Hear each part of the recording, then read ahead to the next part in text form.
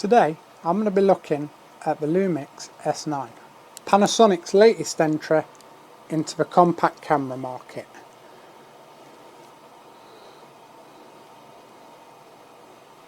Well, I say compact camera, I actually think Panasonic might be trying to create their own genre, if you will, with this. It's squarely aimed at anybody into content creation for social media, people who want quick, fast, really good looking footage and they want it online fast. This could be the one for you. It's got a full frame sensor. It's taken from their S5 Mark II and the S5 Mark IIX, which in themselves are pretty serious cameras. So the video quality, top notch. Photo quality, 24 megapixels, again, par for the course, real full frame goodness. What else have we got? We've got no EVF, which just goes to show they really are aiming this at the real modern lifestyle, casual, social media type users. So we're going to go get it out in the field, take some pictures, see how we get on with it. Let's go. So we've came to the local park, try and test out the S9 for its typical use case. Got the Avis on and the electronic stabilisation. This is a walk on uneven ground. Stabilisation seems to be doing a really good job. I'm going to be doing a mixture of photo and video, which is pretty much what the typical target audience for this camera will be using it for. Show you where we are. It's a really overcast day. It's not overexposed.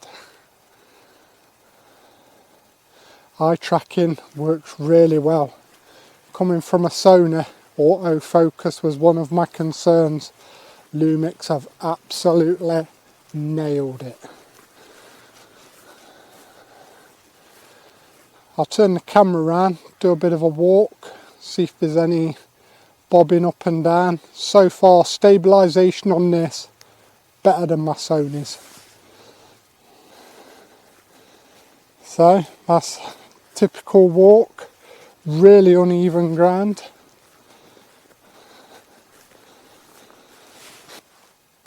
Video specs for this camera, really good.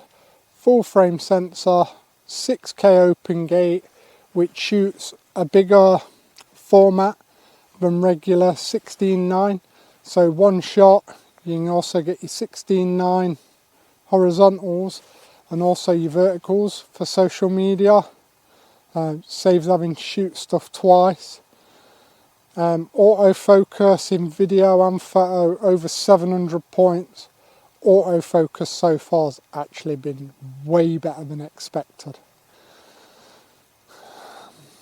We've got 6K at up to 30 frames. I'll do 4K 60 I believe with a slight crop. Just have a walk and talk. It's generally what this is going to be used for.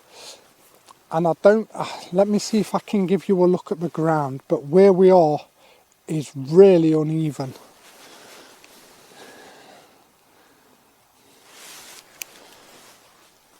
Full of potholes, little ruts, and so far this stabilisation seems to be doing a really good job.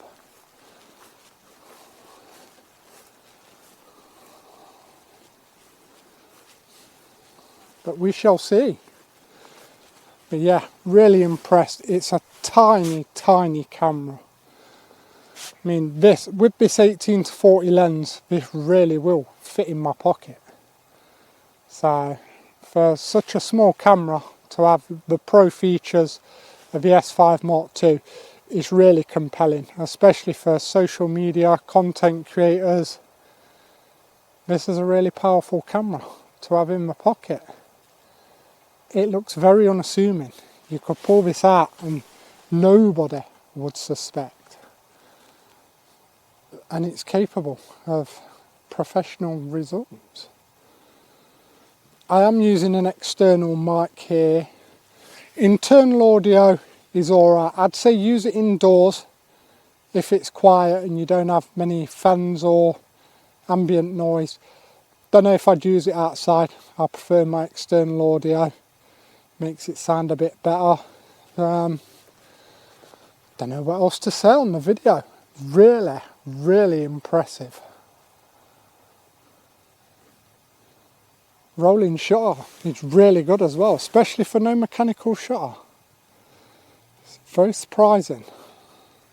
My daily camera is a Sony A7 IV, and I would say,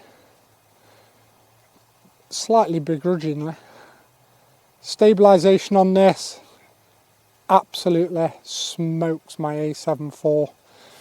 Picture quality seems the same, low light. Really good footage, easy to grade. Suppose the bonus with this S9 is the real-time LUTs. You can apply real-time LUTs from your favourite creators, or, as I've discovered, and this is another, why don't we have that feature on other brands, I can take a clip into DaVinci, colour code it, right click it in the colour tab, export it as a LUT, send it directly to this camera, and shoot real time with my colour grade already on, which, as anybody into video knows, will save a lot of time.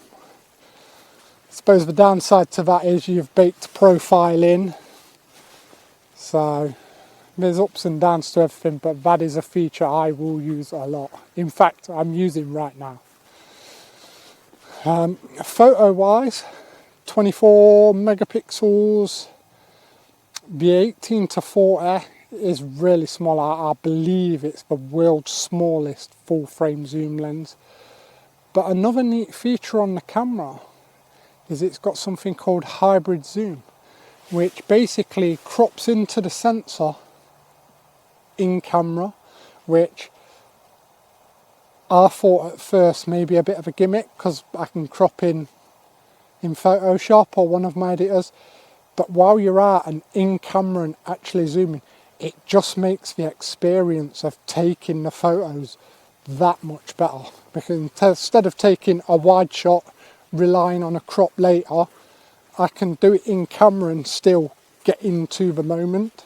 So it makes the actual photography quite a lot better. But we've got a lot of field to walk through to get to where we're going. So I'll do a bit of walking, and we'll come back and take some photos.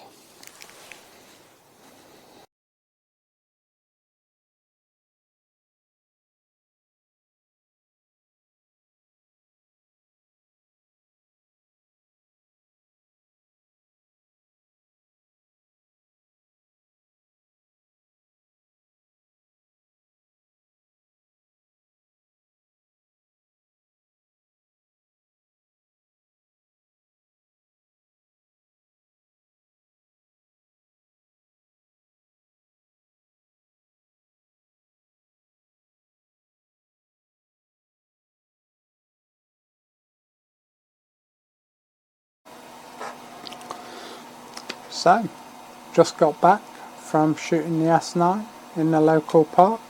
We got a few good pictures. Quite a good place to go. There's a large selection of birds there. Good walk. Really impressed with the camera. Stabilisation, top notch. Autofocus, generally top notch. Really impressed with that. I actually thought it'd be worse than it was. Image quality, great. Video quality, great. Video options, really good. I mean, 6K, open gate, what more do you want? What features? I suppose one thing I would add, and it is something I have already modified on the camera myself already, is I've put a little L-plate grip on, so you get an Arca Swiss mount on the bottom, and also it extends the grip, give you more of a grip. Actually a really good upgrade. Otherwise it is quite small for my big hands, but nah, It's absolutely perfect. I love this form factor. I'm going to use this camera all the time. It saves me lugging around my bigger mirrorless cameras. My lad does BMX racing. I normally take a much bigger camera and lens. With this little lens and the hybrid zoom, absolutely covered, and I can keep it in my pocket. It's hit the spot. For the market it was intended, I think this might be the one. It's really impressive. Thank you.